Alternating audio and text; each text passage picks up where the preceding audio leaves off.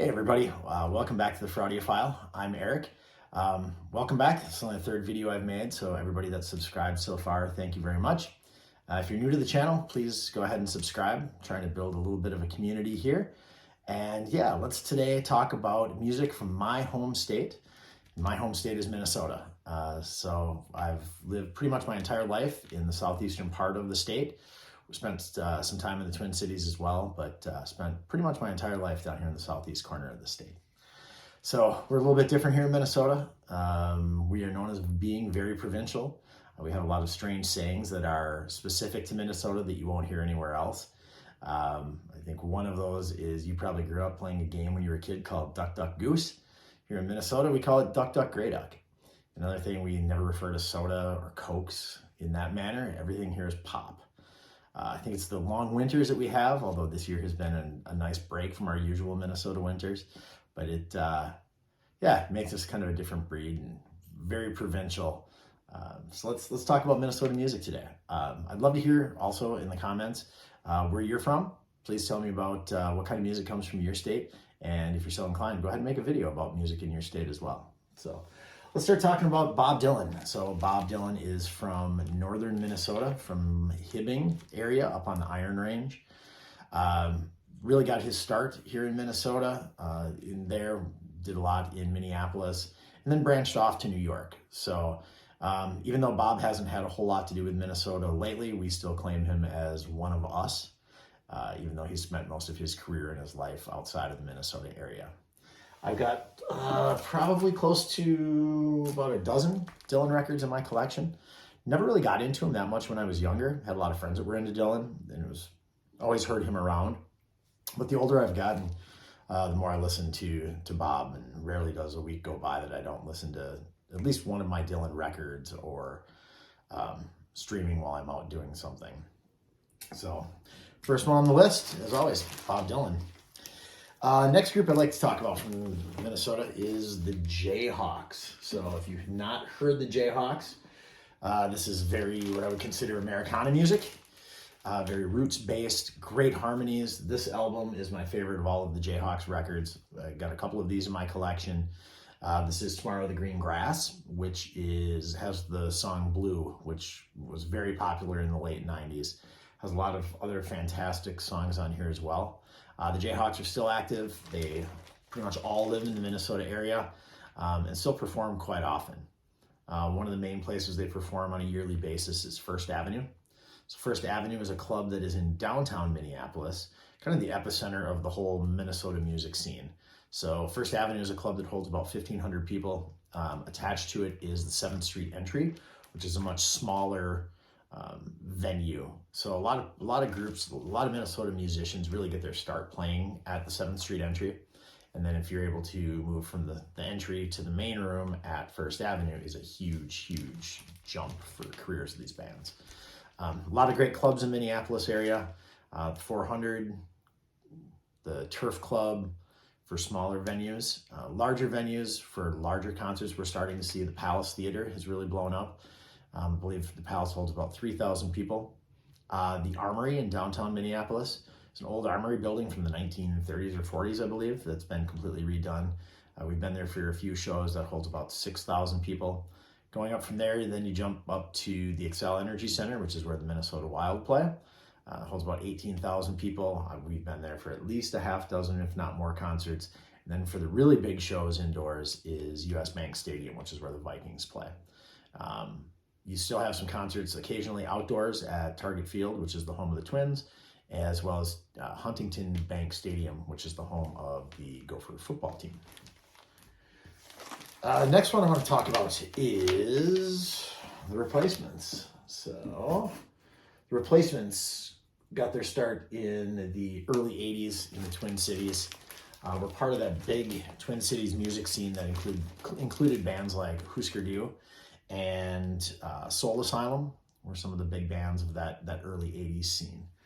Replacements were known as a group that was a bunch of hellraisers. Paul Westerberg, fantastic singer-songwriter. The Stinson brothers, Bob and Tommy, were absolutely wild on stage. This is a band who, if you didn't know, was actually banned from performing on NBC and on Saturday Night Live when they showed up absolutely hammered to perform as the musical guests when Harry Dean Stanton was hosting back in the mid 80s. They were supposed to play one song, came on and played a different song and absolutely ripped it up, but the Lorne Michaels and the crew didn't so much like it. So a little bit about this album, which is, Tim is my favorite of all of the Replacements albums. If you had ever listened to Tim previously before this year, everybody pretty much agreed that it was a fantastic album with horrible production. So it was remixed this last year with this new Let It Bleed edition. So this particular one, which I haven't even opened yet, I've streamed this a million times, so I haven't even opened the vinyl, has one record and then includes 4 CDs as well with some live performances, a bunch of outtakes and demos. But the key to this is the Ed Stasium mix, a complete remix of the album. Sounds 100% different, just sounds so much cleaner, just pops so much more.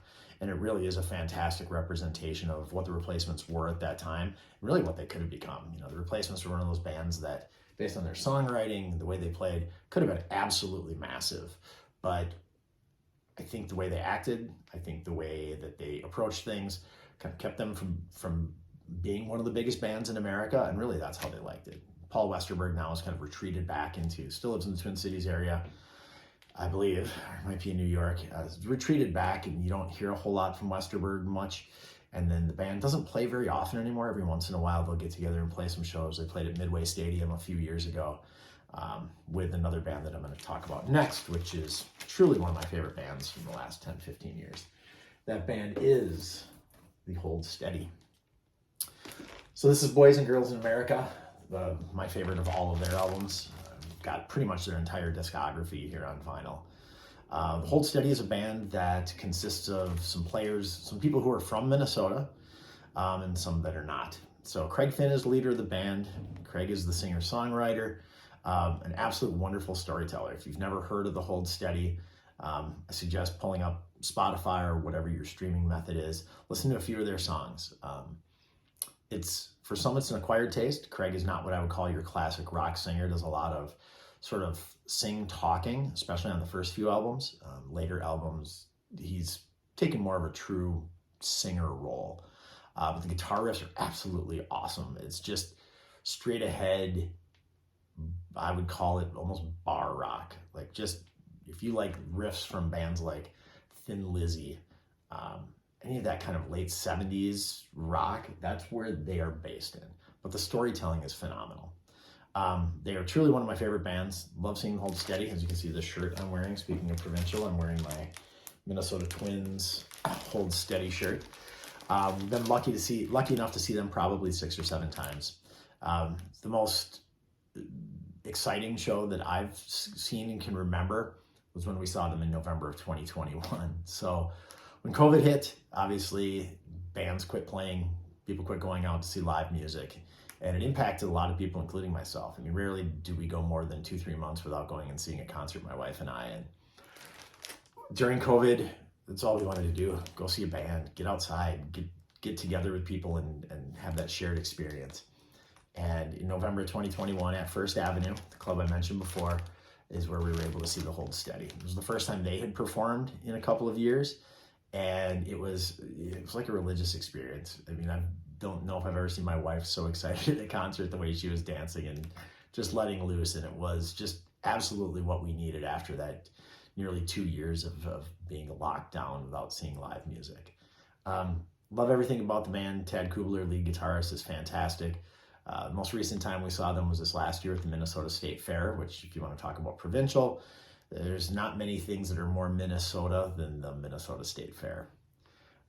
Again, love the Hold Steady and Craig and everything that they do. Even though they're not truly a Minnesota band, if you listen to the songs, Minnesota is referenced in almost every song, some location in the Minneapolis area. You can't talk about Minnesota music and First Avenue, places like that, without talking about the one and only Prince. So it really hit a lot of people in Minnesota when Prince died a few years ago, myself included. Was never a gigantic Prince fan. I always listened to him. Obviously, we knew, Prince lived in Minnesota, is from Minnesota. Never really left. Had his studios at Paisley Park, which is in a suburb outside of Minneapolis. But Prince really represents everything Minnesota in his music, and has always been a firm, always was before his passing, sort of Minnesota's biggest advocate. My favorite Prince story, and this again getting very provincial here, talking about Prince, it was Sid Hartman. So Sid Hartman was a writer for the Star Tribune, a sports writer that was, I think he was nearly 100 years old when he passed. He'd worked for the Star Tribune for nearly 80 years.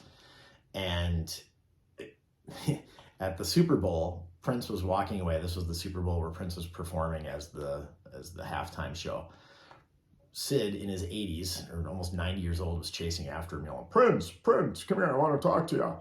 And Prince, who was notorious for not doing interviews with anyone, turns around, says, "Yes, Mr. Hartman," and sat down and gave him an interview, which is absolutely amazing. Not many people that Prince would sit down and do that for. One of the other bands I want to talk about is another band that, speaking of Prince no longer being with us, and this is a band you've heard me talk about if you watched any of my previous videos, is Low. And this is the album The Great Destroyer. So Low is a band that's based out of Duluth, Minnesota. So Duluth is in the northern part of the state, up on the north shore of Lake Superior. And this band, to me, just sounds like Minnesota. They've been characterized by many as slowcore, and Low is Alan Sparhawk and his wife Mimi Parker, who tragically passed away about 1.5 years ago of cancer. But everything in their albums, to me, sounds like Lake Superior, sounds like the Duluth area, sounds like the North Shore. It's slow, it's plodding. And as their career went on, they got much, much more into the electronic side of their music. But just a great band, somebody that truly sounds like Minnesota.